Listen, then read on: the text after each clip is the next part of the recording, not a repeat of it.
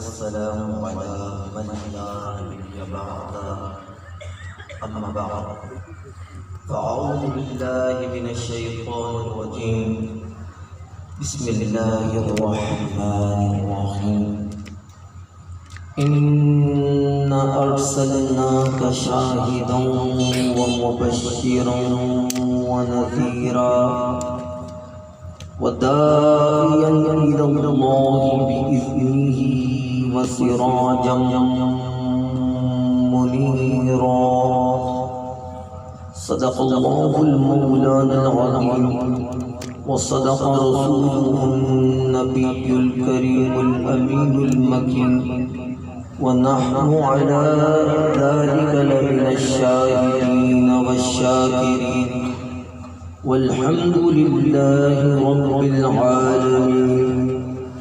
قال الله تبارك وتعالى في القرآن المجيد وبرهان الرشيد مخبرا وآمرا إن الله وملائكته يصلون على النبي يا أيها الذين آمنوا صلوا عليه وسلموا تسليما. اللهم صل على سيدنا ونبينا ومولانا وملجانا ومأوانا وحبيبنا وطبيبنا وغوثنا وغياثنا ومغيثنا ومغيثنا وقطبنا وخريبنا ونظامنا وسراجنا ومنيرنا وأشرفنا ونور عيننا محمد وآله وأصحابه وأهل بيته وعلماء أمته وأولياء ملته والشهداء محبته أجمعين.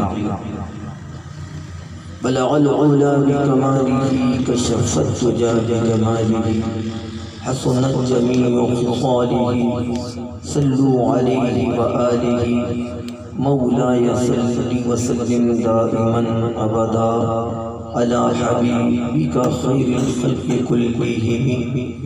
نہایت واجب الاحترام حاضرین سامعین کرام، السلام علیکم ورحمۃ اللہ تعالی وبرکاتہ. بحمدہ تعالی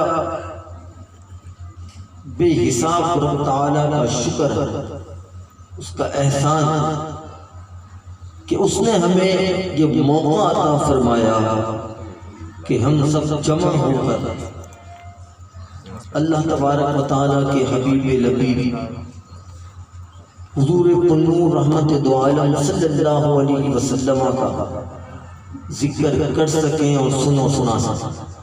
یہ بہت بڑی توفیق ہمیں عطا ہوئی. مصطفیٰ جان رحمت صلی اللہ علیہ وسلم کہ جو محفل میں آتے ہیں نا، ان پر کرم یہ ہے کہ سرکار کی نگاہوں میں وہ ہوتے ہیں.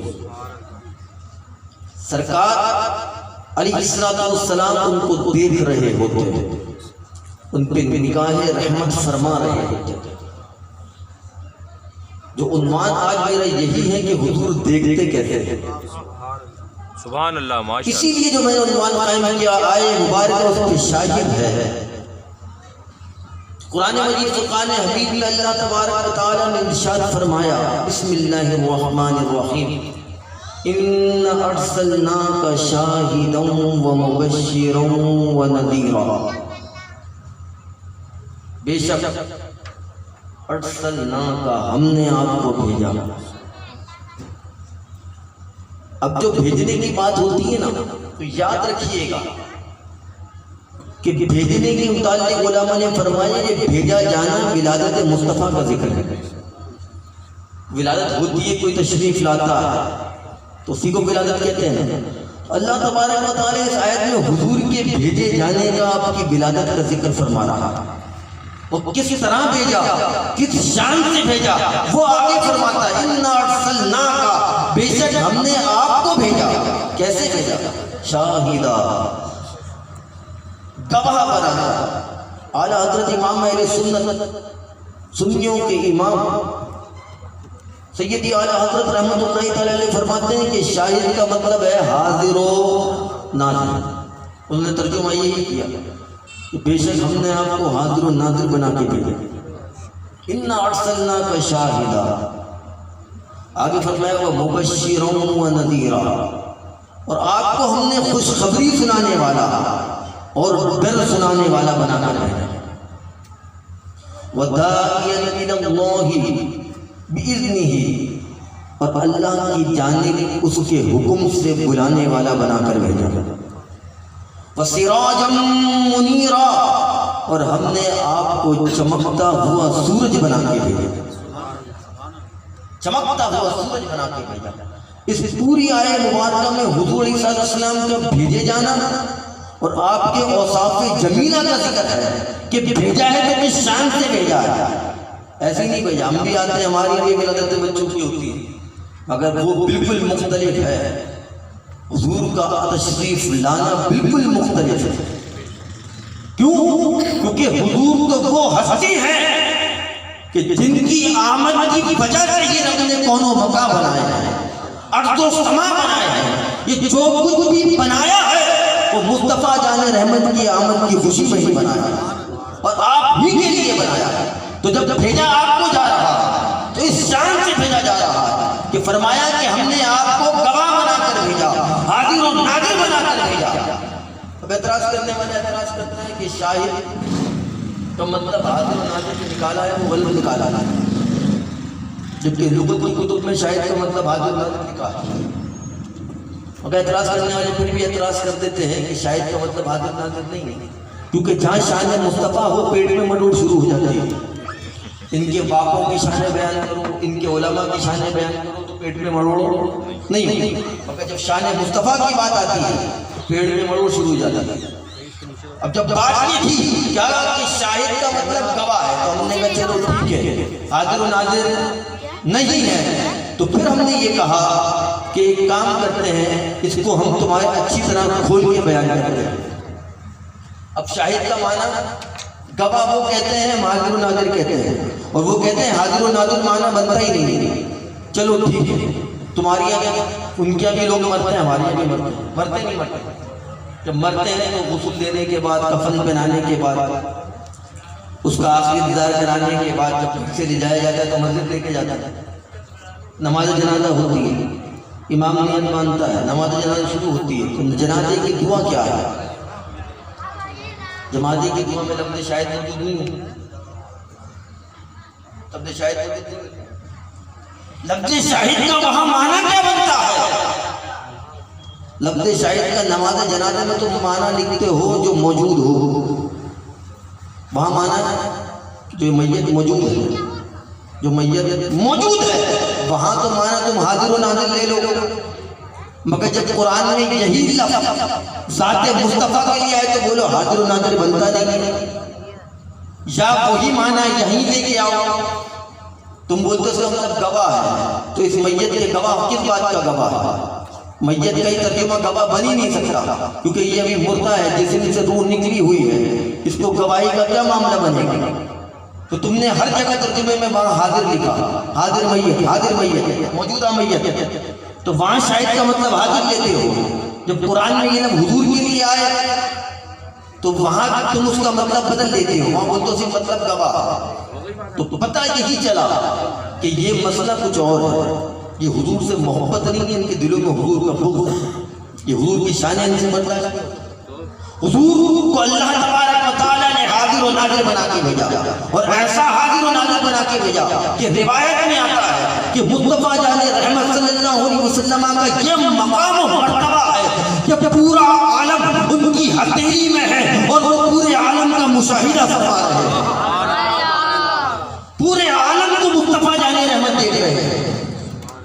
کہا مثل ایسے کہ پوری رائے کے دانے کے برابر، ہاتھ پہ پوری کائنات میرے مصطفیٰ مشاہدہ فرما رہے ہیں، پوری کائنات کو دیکھ رہے ہیں، ان کو سن رہے ہیں، یہاں تک لکھا کہ مصطفیٰ جان رحمت اپنی امت کے اعمال بھی دیکھ رہے ہیں، ان کے احوال بھی دیکھ رہے ہیں، ان کا جو لوگ پوری دنیا میں پورے عالم میں ہیں ان کے حالات بھی دیکھ رہے ہیں، ان کے واقعات بھی دیکھ رہے ہیں، لوگ جو ہدایت یافتہ ہیں ان کو بھی دیکھ رہے ہیں، جو گمراہ ہیں ان کو بھی دیکھ رہے ہیں، جو ماننے والے ہیں ان کو بھی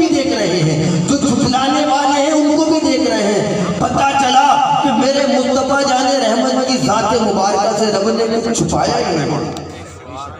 ہر شے کا مشاہدہ ذات مصطفیٰ صلی اللہ علیہ وسلم کر رہی ہے. میرے مصطفیٰ سے کچھ نہیں چھپا. اسی لیے قرآن نے فرمایا اِنَّا أَرْسَلْنَاكَ شَاهِدًا، ہم نے آپ کو حاضر و ناظر بنا کے بھیجا. پھر ایک تکلیف اور شروع ہوتی ہے. حضور کا مقام تم کیا سمجھتے ہو؟ میرے مصطفیٰ کا یہ مرتبہ ہے. ہر کوئی مرتا ہے، مرنے کے بعد قبر میں جاتا ہے. قبر میں جاتا ہے، ماننے والے بھی جاتے ہیں، نہ ماننے والے بھی جاتے ہیں. کچھ کا تعلق تو یہ ہے جو اللہ اور اس کے رسول کا انکار کرتے ہیں تو ان کو قبر بھی نہیں ملتی، جلا دیے جاتے ہیں. کو جلا دیا جاتا ہے. اب عالم یہ ہے کہ جو بھی مرتا ہے جب قبر میں جاتا ہے، قبر میں جانے کے بعد میں ذات مصطفیٰ کا فیضان بتا رہا. لوگ حضور کے علم پہ بات کرتے ہیں کہ حضور کو علم نہیں. مادت میں تجھے قبر کا علم بتا دیتا. قبر کا علم دیکھ. روایت میں آیا صحیح اسناد کے ساتھ بخاری مسلم میں ملتی ہے، پیٹ کا موڑ وہی ہوتا ہے. جب کوئی بندہ مر جاتا ہے تو جب اس کو قبر میں دفنا کے مڑتے ہیں تو روایت میں آیا کہ جو مردہ ہیں وہ جو دفنا کے جاتے ہیں ان کے قدموں کی آہٹ بھی سن رہا ہوتا. بخاری شریف کے حدیث میں قدموں کی آہٹ بھی سن رہا ہوتا ہے. اور جب اس کو ہم چلے جاتے ہیں دفنا تو روایت میں ہے زمین مل جاتی ہے. زمین مل جاتی ہے، بالکل مل جاتی ہے. اب زمین مل جائے کوئی شے بیچ میں ہو تو اس کا کیا عالم ہوگا؟ تو حدیث میں اس کی کیفیت یہ بتائی کہ جب زمین مل جاتی ہے دفنانے کے بعد تو وہ جو کافر ہوتا ہے، مشرک ہوتا ہے، حضور کا گستاخ ہوتا ہے، حضور پہ چاہنے والا نہیں ہوتا، حضور کا منکر ہوتا ہے، تو جب وہ زمین ملتی ہے تو اس کی ہڈی پسلی چورم چور کر دیتی ہے. اب جب زمین ملی ہے بیچ میں مردہ ہے تو اس کا کیا عالم ہوگا؟ تہس تہس کر دیتی ہے. یعنی پتہ چلا کہ زمین بھی گستاخ رسول کو جانتی ہے. زمین سے بھی نہیں چھپا کہ کون ہے جو میرے مصطفیٰ کا غلام نہیں تھا. اور روایت یہاں ختم نہیں ہوئی کیونکہ ملی تو سب کے لیے ہے نا. روایت میں ہے مگر جب کوئی بندہ مومن عاشق مصطفیٰ قبر میں جاتا ہے، قبر ملتی ہے تو معاملہ مختلف ہوتا ہے. کہا اس کو ایسا محسوس ہوتا ہے جیسے ماں نے اپنے چھوٹے بچے کو محبت میں گود میں لے کے دبوچ لیا. اللہ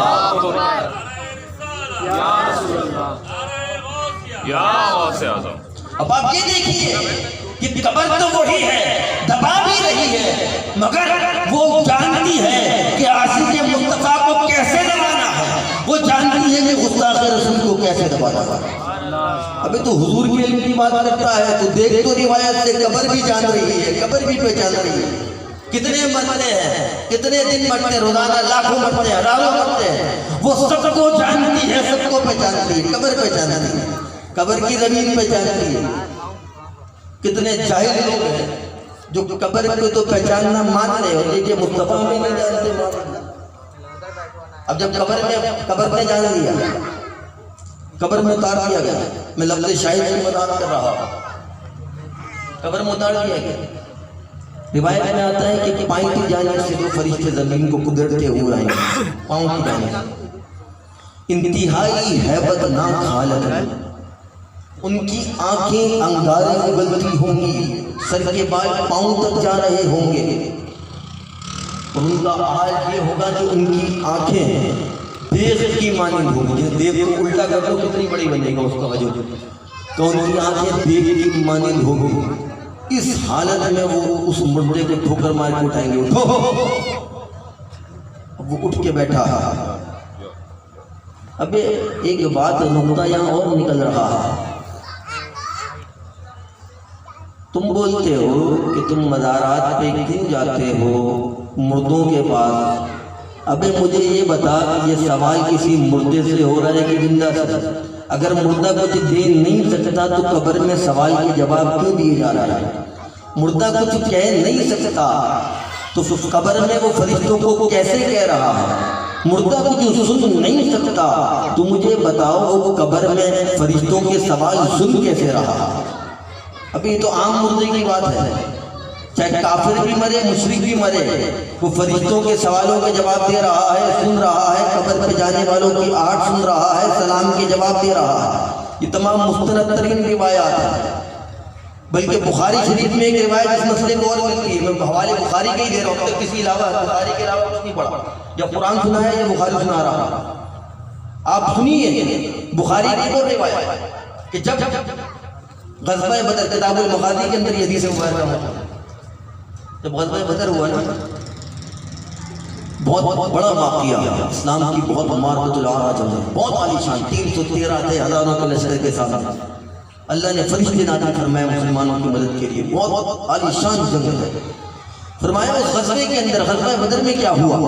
غزوہ بدر میں جب کافروں کو مار دیا نا تو ان کو ایک جمع کر کے حضور نے کہا کہ کنویں میں پھینک دو، ان کی لاشوں کو کنویں میں پھینک دو۔ جب ان کی لاشوں کو کنویں میں پھینک دیا، حدیث جو ہے بہت طویل ہے، مختصر کر کے بیان کر رہا، کنویں میں ان کی لاشوں کو پھینک دیا۔ بخاری شریف کے الفاظ، حضور وہاں تشریف لے گئے، حضور علیہ السلام اس کنویں کے بعد تشریف لے گئے اور جا کے ان کا نام لے دے کے ان سے گفتگو کرنا شروع کر دیا۔ بخاری کا حوالہ بھی دیا کتاب المغازی کی حدیث مبارک جہاں غزوہ بدر کا ذکر ہے۔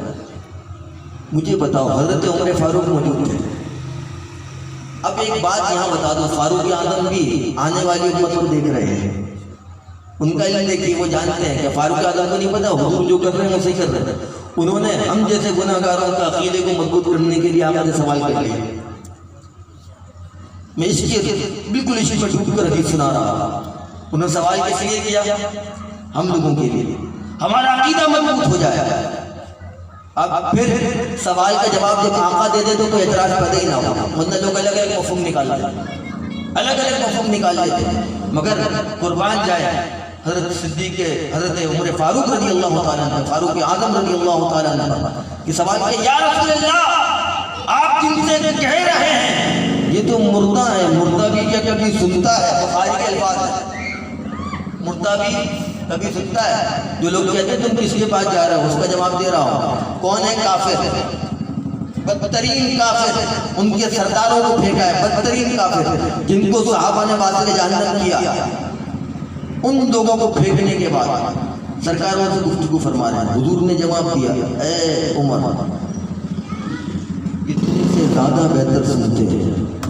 اللہ اکبر، اللہ اکبر۔ جب کافر کے لیے آپ فرماتے ہیں، بدترین مشرک کے لیے فرماتے ہیں کہ وہ بھی سن رہا ہے، وہ بھی سن رہا ہے، میری باتوں کا جواب بھی دے رہا ہے، تو مجھے بتاؤ جو اللہ والے اپنی قبروں میں مدفون ہے، تو جب ایک آدمی نے مجھ سے کہا نا کہ مردہ کچھ نہیں دیتا، میں نے کہا آپ نے بالکل صحیح کہا، مردہ کچھ نہیں دیتا، اسی لیے ہم مردوں کی قبروں پہ جاتے ہی نہیں، ہم اللہ والوں کے مزاروں پہ جاتے ہیں۔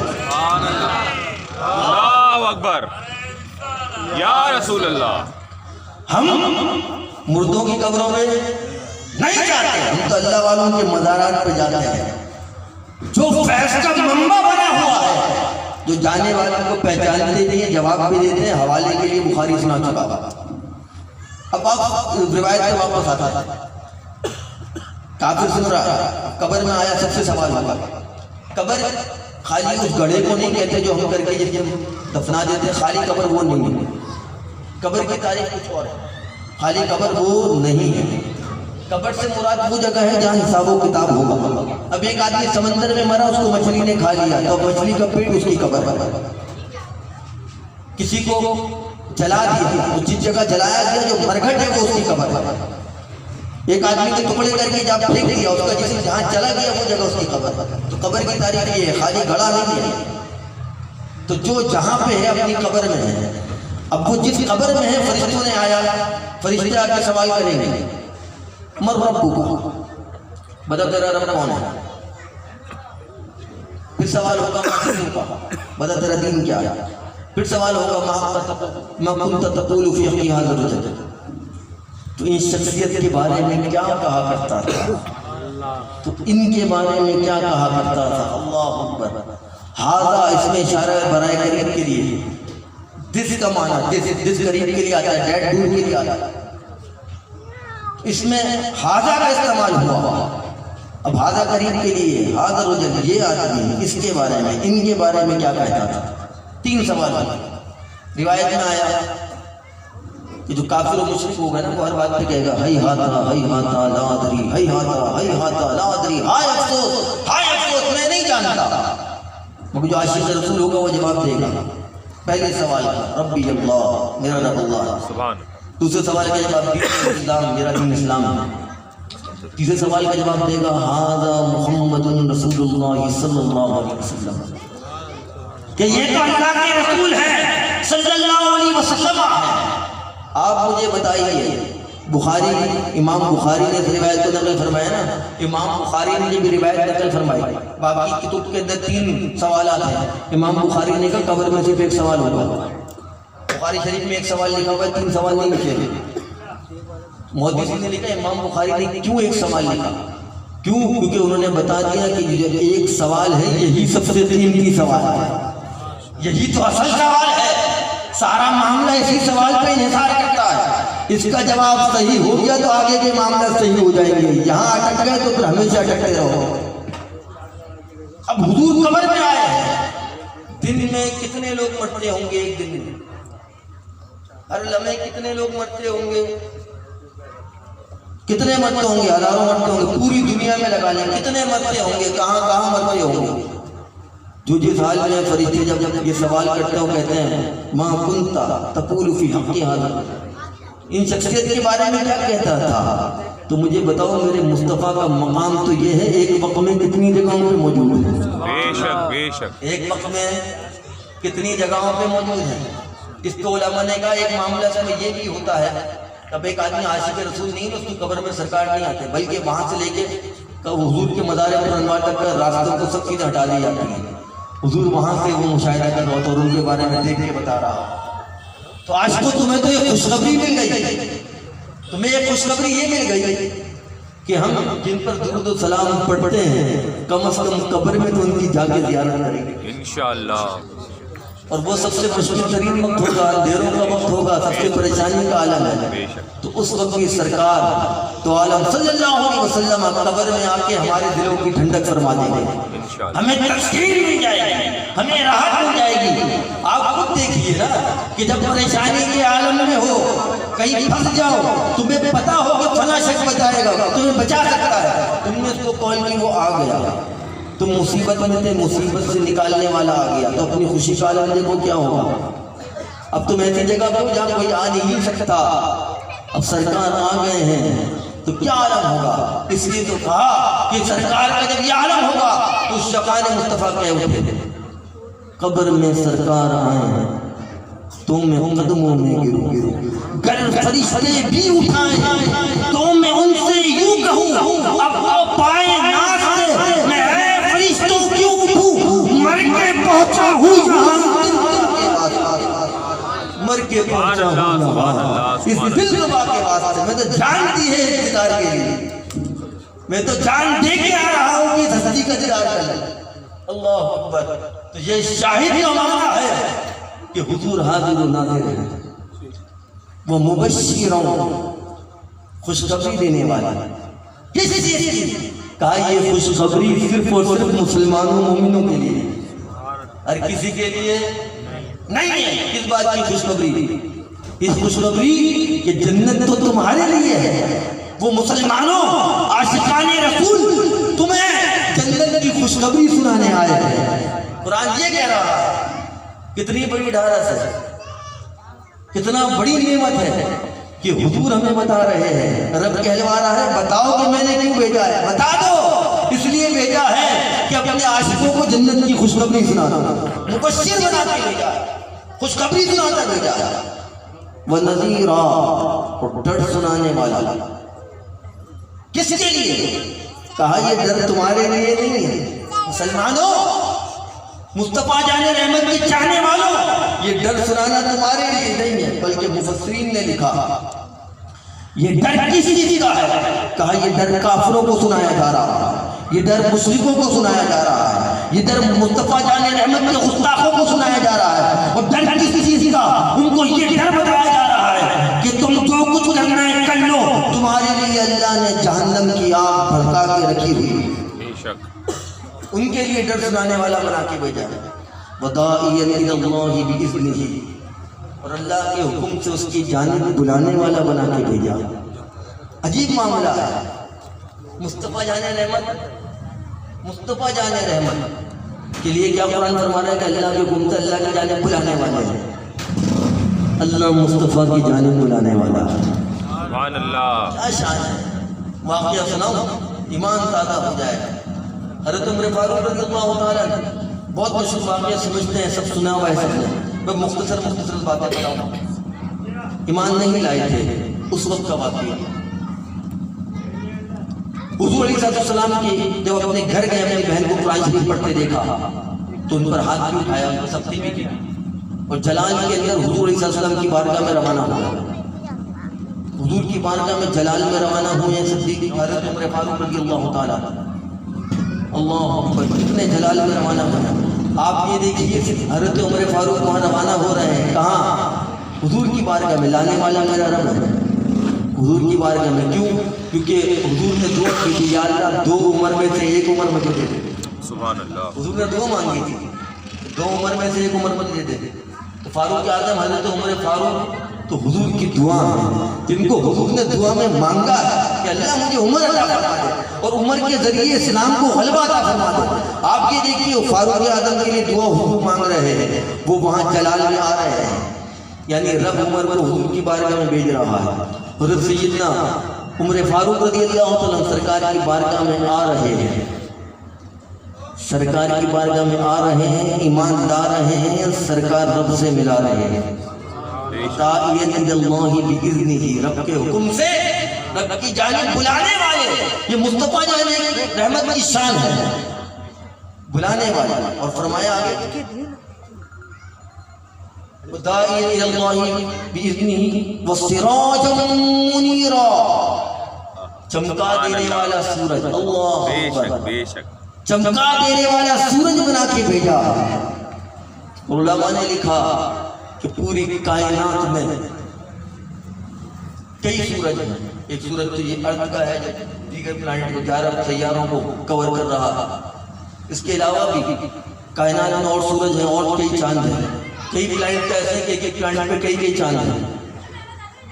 فرمایا مصطفیٰ جان رحمت تو ایسے چمکا دینے والے سورج ہیں کہ تمام سورجوں میں روشنی میرے مصطفیٰ کی ذات ہے. سبحان اللہ سبحان اللہ سبحان اللہ. روشنی وہ تمام ضیا مصطفیٰ جان رحمت سے تو لے رہے ہیں.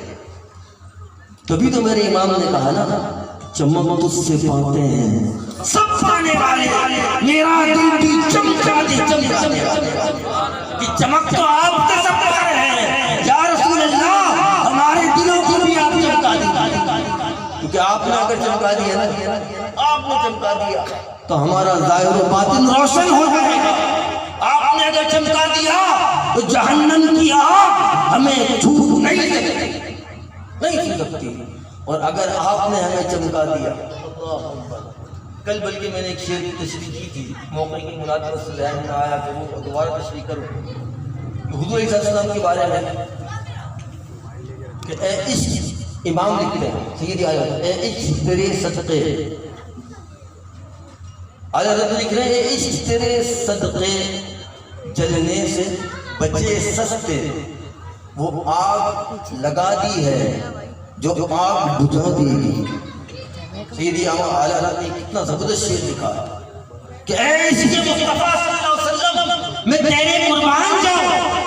اللہ اکبر، کہ تو نے میرے سینے میں وہ آگ لگا دی ہے عشق مصطفیٰ کی، کہ وہ عشق مصطفیٰ کی آگ جو میرے سینے میں لگ چکی ہے، یہ آگ وہ آگ ہے، یہ محبت کی وہ آگ ہے، یہ آگ کا یہ پیغام ہے کہ اس آگ کی برکت سے اللہ تعالیٰ جہنم کی آگ کو بجھا دے گا. اس آگ کی برکت سے رب جہنم میں نہیں جائے گا. یہ تو وہ آگ ہے جو جہنم کی آگ کو بجھا دے گا. تو حضور کی جانب چمکا دینے والا سورج بنا کے بھیجا. حضور صلی اللہ علیہ وسلم کی شان ہے چمکا دینے والا سورج. اور ایسا روشن آپ کو بنایا، ایسا روشن و منزہ بنایا کہ قرآن میں اللہ نے آپ کے چہرے مبارک کی قسم کھائی، ایسا روشن بنایا. اور ارشاد ہوا والضحیٰ والضحیٰ. حضرت نے فرمایا یا معاملہ ہے قسم ہے چہرے مصطفیٰ. سبحان اللہ. اللہ کہ مصطفیٰ جانے رحمت کے چہرے پر انور کی قسم رب کھا رہا. ایسا چمکا دینے والا صورت روایت میں آیا کہ حضور پنور شافی یوم النشور علیہ السلام کے بارے میں صحابہ ارشاد فرماتے ہیں کہ حضور علیہ السلام جہاں بیٹھے ہوتے اندھیروں میں بھی روشنی ہوتی. حضرت عائشہ صدیقہ فرماتی ہیں کہ میری سوئی گر گئی, تلاش کر رہی تھی, مل نہیں رہی تھی. حضور تشریف لائے, کمرہ روشن ہو گیا, میں نے سوئی تلاش کر لی. اللہ اللہ. کیا چمکا دینے والا چہرہ مبارک ہے, کیا چمکا دینے والا چہرہ مبارک. اللہ کا روشن چہرہ ہے اور آپ کے جسم میں پر انوار کا یہ فیضان ہے کہ جب آپ جس راہ سے گزر جاتے ہیں وہ راہ معطر ہو جاتی. روایت میں اتنی معطر ہو جاتی کہ اگر حضور کہیں سے گزر جاتے نا, بعد میں صحابہ وہاں سے گزرتے بعد میں, تو خوشبو سے پہچان جاتے ہیں کہ حضور یہاں سے گزرے. سبحان اللہ. خوشبو سے پہچان جاتے ہیں حضور یہاں سے گزرے. تو حضور کی شان دیکھیں اتنا حسن و جمال عطا فرمایا, بس سمیٹ رہا. اعلیٰ رحمت اللہ تعالی نے فرمایا لم یاتی نذیرک فی نظر مثل تو نہ شد پیدا جانا. آپ جیسا حسین تو کوئی پیدا ہی نہیں ہوا. مثل تو نہ شد پیدا جانا, آپ کی مثال کوئی پیدا نہیں ہوا. سیدی عالم سماج اتنی بڑی بات کیسے کہہ دی؟ کیا آپ نے دیکھا ہے, آپ نے دیکھا ہے اعلیٰ حضرت, آپ نے دیکھا ہے جو اتنی بڑی بات کرتی مثل تو نہ شد پیدا جانا. تو اب سنو اس والی بات. حضرت حسان بن ثابت رضی اللہ تعالیٰ عنہ کے لیے حضور نے دعا فرمائی. وہ نعت کہا کرتے تھے, کافروں کو جواب دیا کرتے تھے. حضور نے ان کے لیے دعا فرمائی, یا اللہ جبریل امین کو حسان کا مددگار بنا دے. جبریل امین نے سب کچھ دیکھا ہے, حضرت آدم سے لے کے حضور تک, اور ابھی بھی دیکھ رہے ہیں, کچھ چھپا. ہر نبی کی امت کو دیکھا ہے, ہر نبی کو دیکھا ہے. اب مجھے بتاؤ جبریل امین نے سب کو دیکھا ہے, وہ گواہی دیں گے, سمجھ میں آئے گا نا. اللہ نے سے دعا کی, یا اللہ حسان کا مددگار جبریل امین کو بنا دے. حضور کی دعا کبھی رد ہوئی ہے؟ نہیں. حسان بن ثابت نعت لکھ رہے ہیں, جبریل امین مدد فرما رہے ہیں. جبریل امین کی مدد کے ساتھ حضور کی شان میں نعت لکھ رہے ہیں اور لکھ رہے ہیں وَأَحْسَنُ مِنْكَ لَمْ تَرَ قَطُّ عَيْنٍ وَأَجْمَلَ مِنْكَ لَمْ تَلِدِ النِّسَاءُ خُلِقْتَ مُبَرَّأً مِنْ كُلِّ عَيْبٍ كَأَنَّكَ قَدْ خُلِقْتَ كَمَا تَشَاءُ. آپ جیسا حسین و جمیل تو میری آنکھوں نے دیکھا ہی نہیں. آپ جیسا حسین یا رسول اللہ صلی اللہ علیہ وسلم, آپ کو رب تعالیٰ نے اتنا حسین و جمیل بنایا ہے کہ میری آنکھوں نے آپ جیسے حسین کو دیکھا ہی نہیں. بے شک بے شک دعویٰ کر دیا. اور میں نے تحدیث سنائی ہے کہ حضور نے دعا کی تھی. حضور کی دعا یہی تھی کہ یا اللہ جبریل امین کو حسان کا مددگار بنا دے.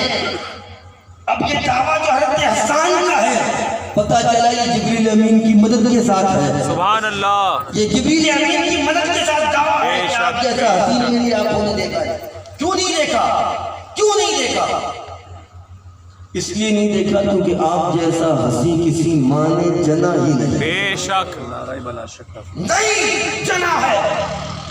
اور آپ ہر عیب سے پاک پیدا کیے گئے. بے شک بے شک.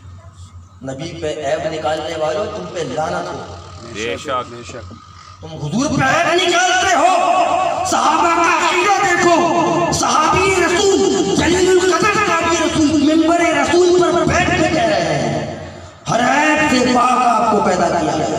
صحابہ کا تو یہ نہیں تھا. ہم یہی تو کہتے ہیں کہ ہم تو صحابہ والے ہیں, ہم تو صحابہ کے چاہنے والے ہیں. ہمارا عقیدہ وہی ہے جو صحابہ کا عقیدہ تھا, اس سے ہٹ کر کچھ نہیں. ہر عیب سے پاک پیدا کیے گئے.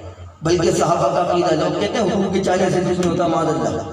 وہ صحابی رسول کا عقیدہ دیکھو, وہ فرماتے ہیں بلکہ جیسے کأنک قد خلقت کما تشاء, کہ بلکہ حق تو یہ ہے کہ جیسا آپ نے چاہا رب نے ویسا آپ کو پیدا فرما دیا.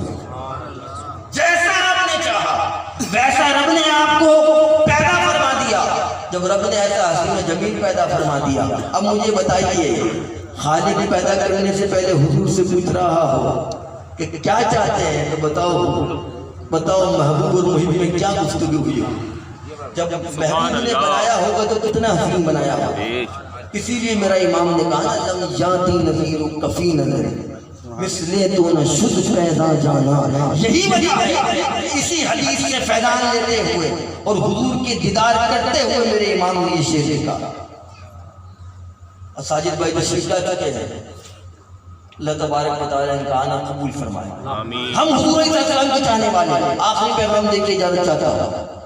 حضور کی شان سنی, کئی احادیث مبارکہ کا جس میں سے تقریباً 8 روایت میں سے بخاری کی سنائی ہے, قرآن کی آیت سنائی ہے. میں اس کے علاوہ اس لیے نہیں ہے کہ باقی حدیث کی سندوں پہ اعتراض ہوتا ہے نا, تو بخاری کی شان مصطفیٰ سن لو, قرآن کی شان مصطفیٰ سن لو, اعتراض کہاں سے نہیں کیا ہوگا. اب بات یہ ہے کہ اتنے نبی اتنی شان والے نبی کا ذکر سنا ہے نا, تو جب شان والے نبی کی شان پر بات آ جائے تو بیٹھنے کا موقع نہیں ملے. بے شک جو پیغام ہے وہ سن لو. شان اس لیے سنا رہا تھا کتنے شان والے نبی ہیں, ان کی ناموس پہ بات آ گئی ہے. اب سب کو کھڑے ہو کے بتا دینا ہے کہ بتلا دو گستاخ نبی کو غیرت مسلم زندہ ہے, نبی پہ من مٹنے کا جذبہ کل بھی تھا. لبیک یا رسول اللہ, لبیک لبیک لبیک یا رسول اللہ, لبیک لبیک لبیک یا رسول اللہ, لبیک لبیک لبیک یا رسول اللہ, لبیک لبیک یا رسول اللہ. تو جب پتہ چل گیا کہ نبی کے لیے سب کچھ لٹا دینا ہے, تو 7 تاریخ کو نکلنا ہے, مارچ ہو رہی ہے. انشاءاللہ شان کے لیے ناموس کے لیے رکنا نہیں ہے. 7 تاریخ کو صبح 9 بجے نکل جانا ہے. سب کو نکلنا ہے, اپنے بچوں کو لے کے نکلنا ہے, اپنی اولادوں کو لے کے نکلنا ہے. انشاءاللہ صحابہ بھی اپنے بچوں کو لے کے نکلتے تھے. کربلا کا واقعہ دیکھو, خاندان کو لے کے نکلے تھے.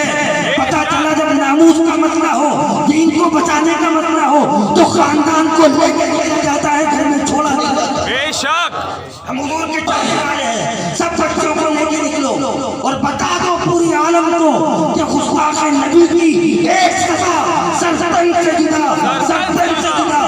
من سب نبی فقتلوہ, من سب نبی فقتلوہ. جو نبی کو برا بلا کہے گالی دے کے اس کو قتل کر دو. یہی ایک فیصلہ ہے کہ گستاخ نبی کی ایک سزا سرزدن سے جدا, سرزدن سے جدا. حضور کے چاہنے والے ہیں, ان کی ناموس کے لیے بیٹھنے والے نہیں ہیں. ہمارا سب کچھ اپنے آقا کی ناموس پر قربان ہے. آپ تب عہد کر کے گئے کہ 7 تاریخ کی مارچ کو ہم کامیاب بنا کے چھوڑ انشاءاللہ. رسول اللہ لبیک لبیک لبیک یا رسول اللہ, لبیک لبیک لبیک یا رسول اللہ, لبیک لبیک لبیک یا رسول اللہ, لبیک لبیک لبیک یا رسول اللہ. تو آپ کو آخری پیغام یہی تھا کہ سب لوگ یہ عہد کر لیں کہ ہمیں ہر حال میں جانا ہے. شادی بیاہوں کے لیے نا اپنی خوشی سے بچوں کی چھٹیاں کرا دیتے ہوتے, اسکولوں کی حضور کی ناموس کی چھٹی کرا دیتے, خدائی قسم بچے کامیاب ہوتے. انشاءاللہ چھٹی کرواتے نہیں کرواتے, ہر کوئی ہاتھ رکھ کے اندر بولے کتنے کاموں کے لیے بچوں کی چھٹی کرا دیتے, ایک دن اور کرا دیتے. اللہ تبارک و تعالی ہم سب کو حضور کی سچی محبت عطا فرمائے اور آپ کی ناموس رسالت پر پہرا دینے کی توفیق عطا فرمائے. آمین. الحمدللہ.